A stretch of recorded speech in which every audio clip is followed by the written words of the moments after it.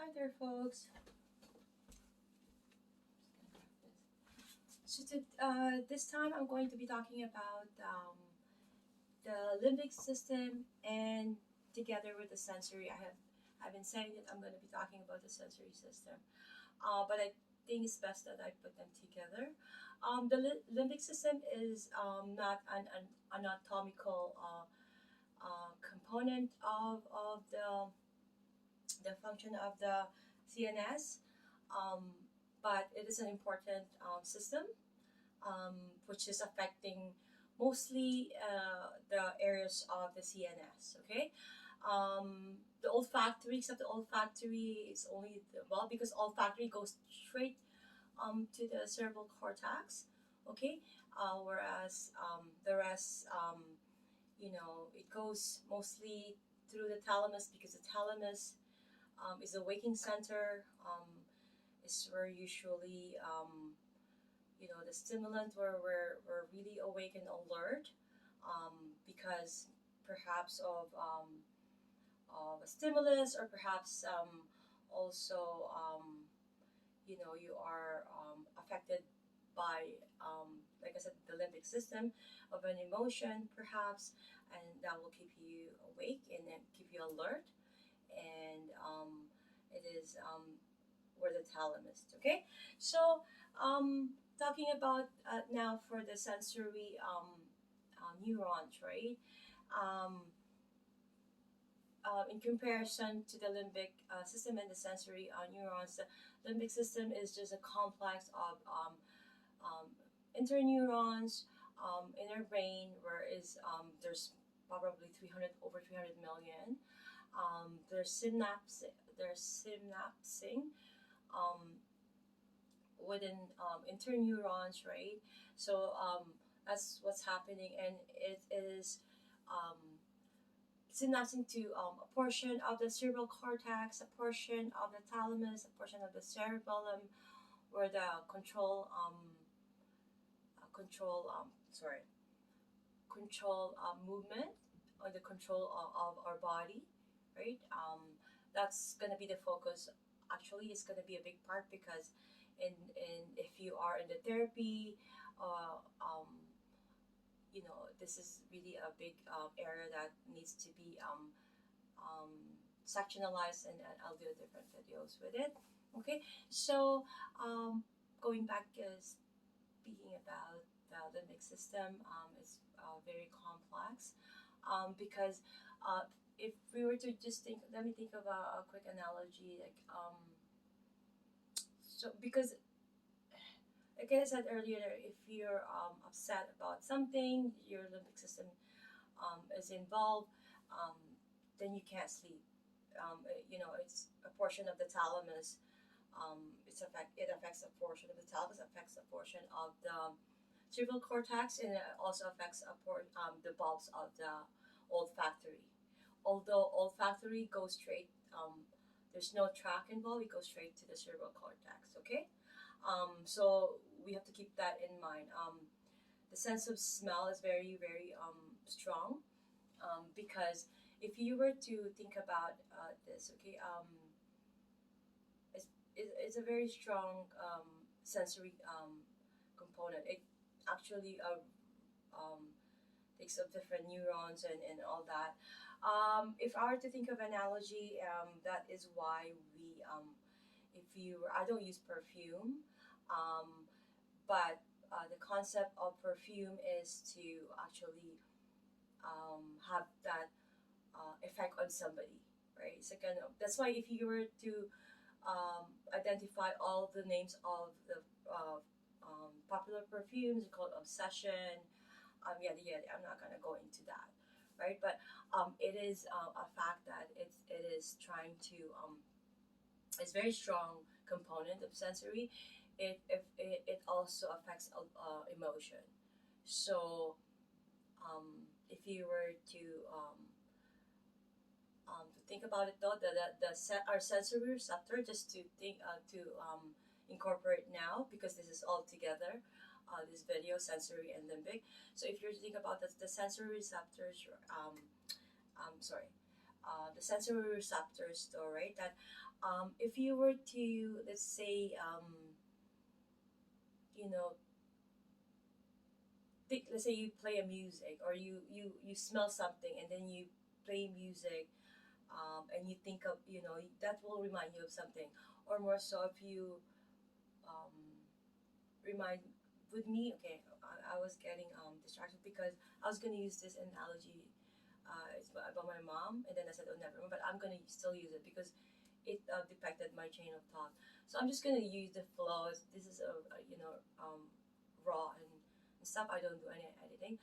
So when my mom passed away here in 1991, we lived by Young and Bloor, and me and my sister had to come to our apartment. We live in the 11th floor. I remember it correctly.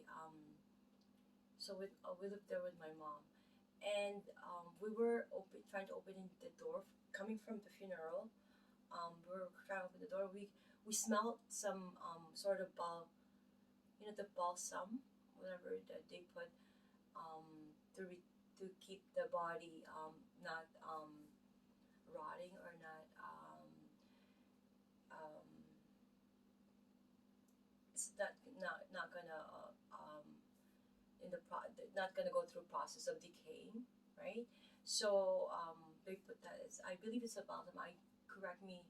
Do not take my word for it, though. Okay, please, um, because sometimes I miss the words. And it could be balsam or something, but it's a balsam word that I remember.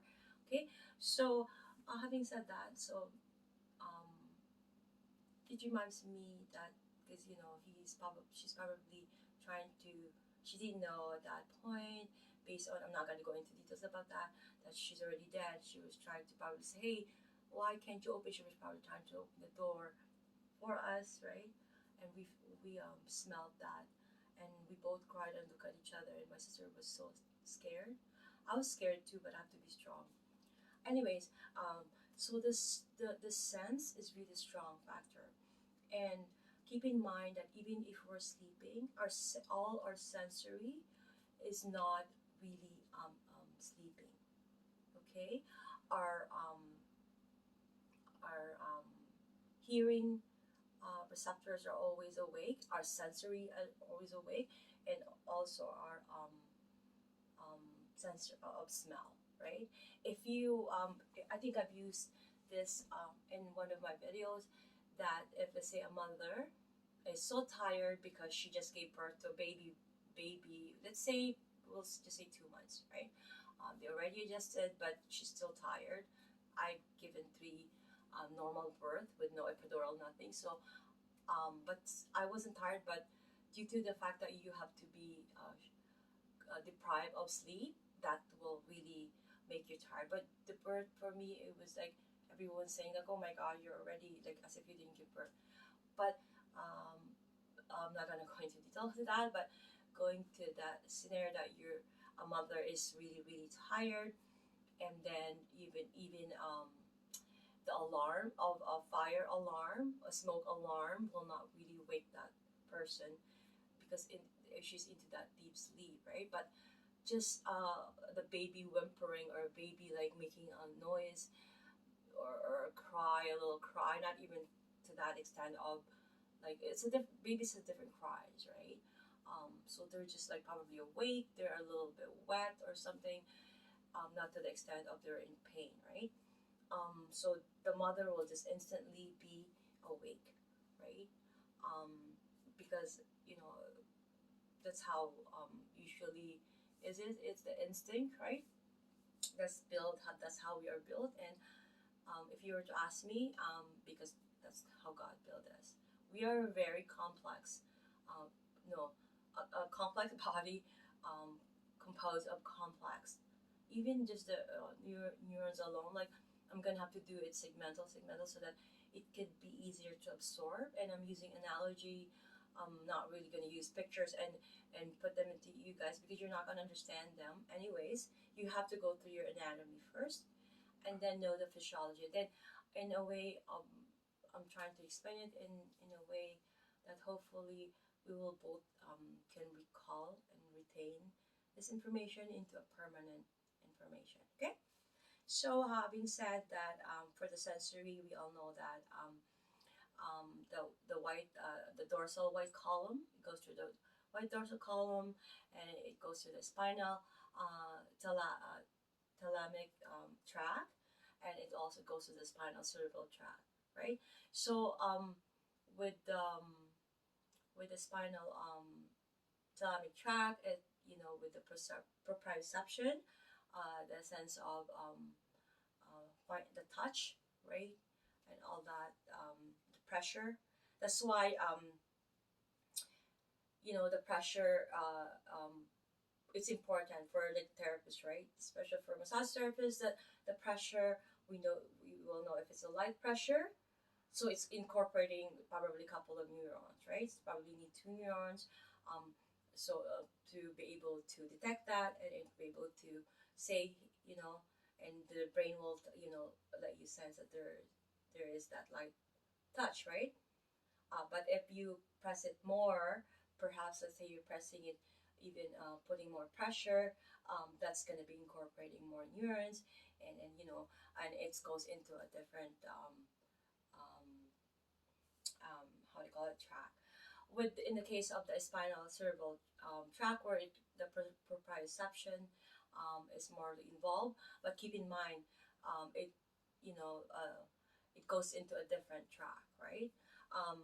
So it's really very important that we know all these location of, and we all know that first and foremost, I should have mentioned at the beginning, but I did a video that any sensory is going up.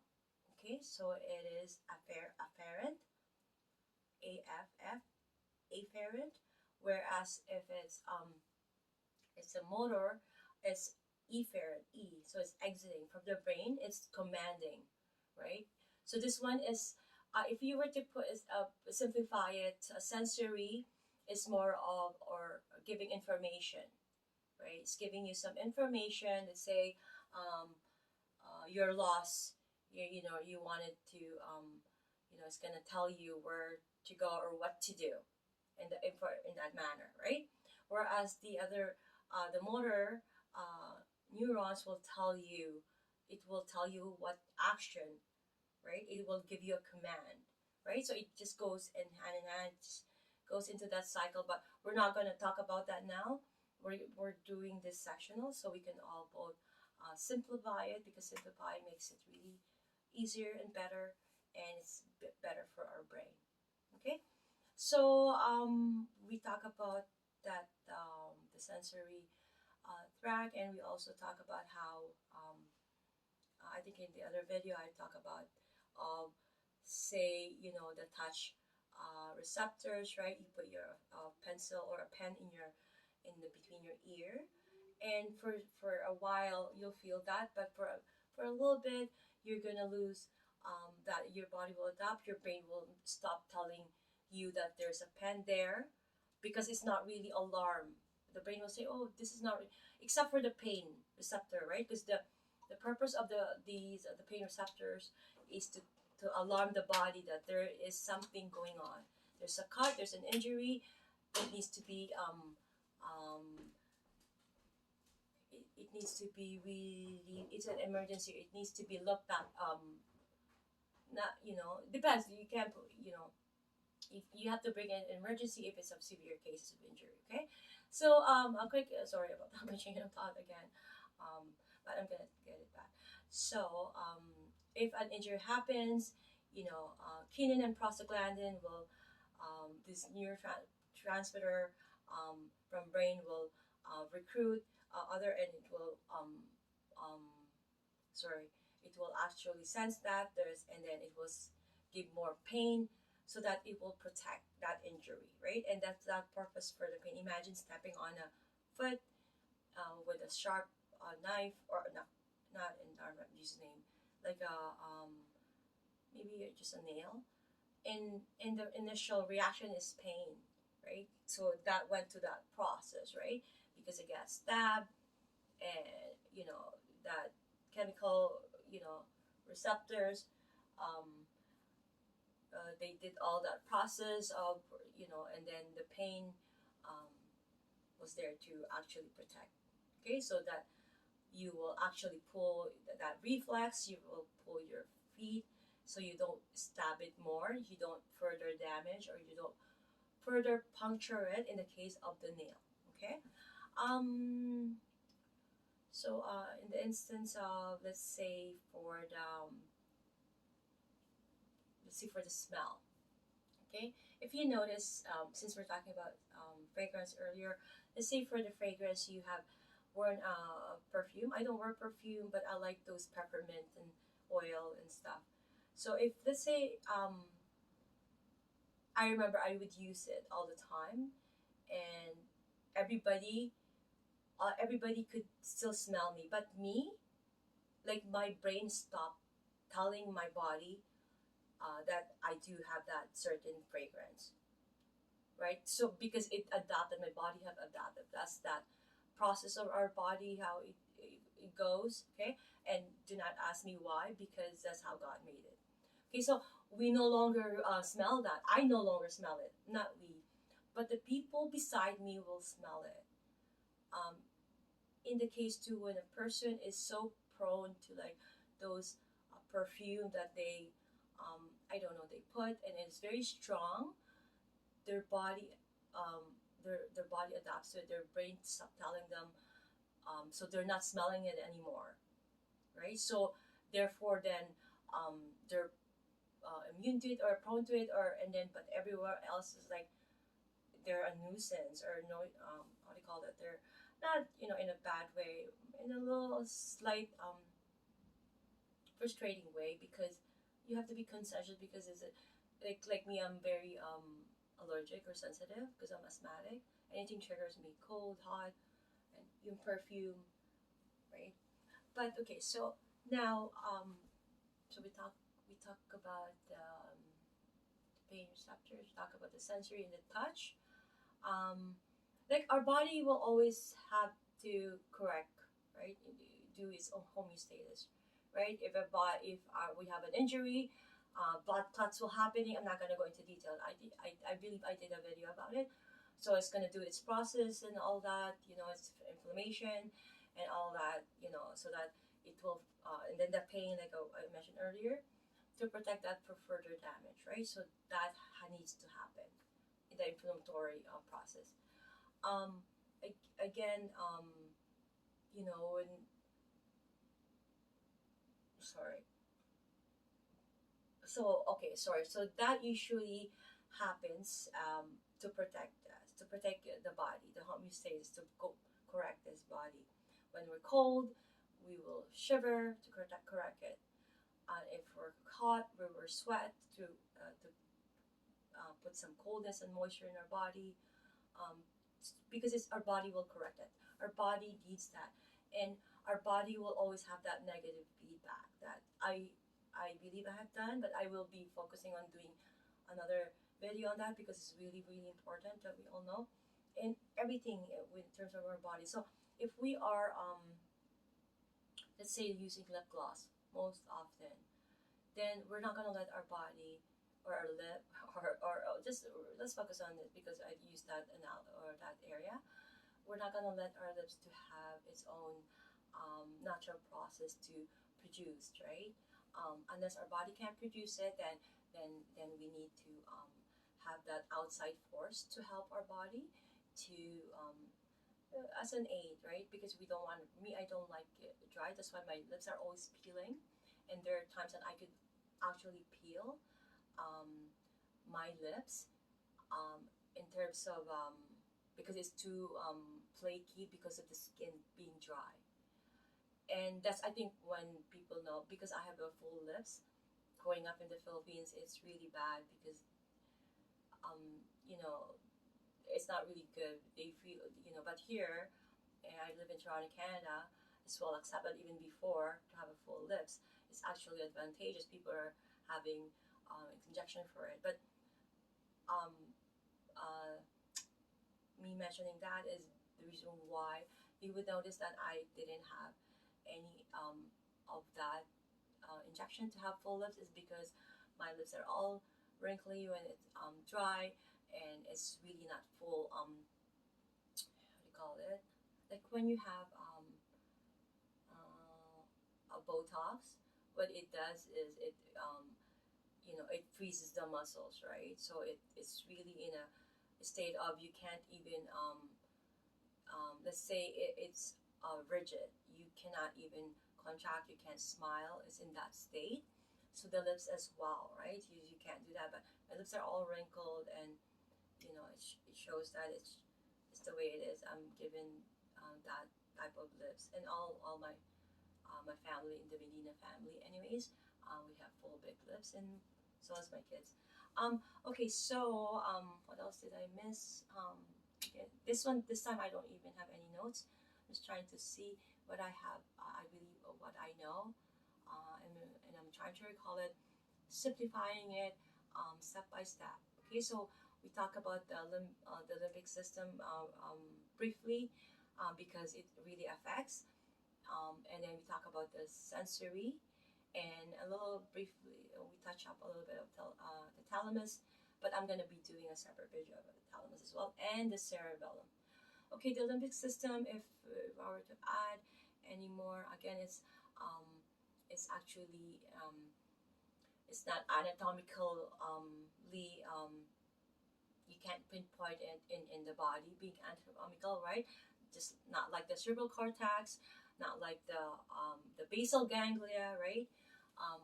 We all know that, but with the limbic system, it's not an anatomical um, landmark, but instead it's a system, right?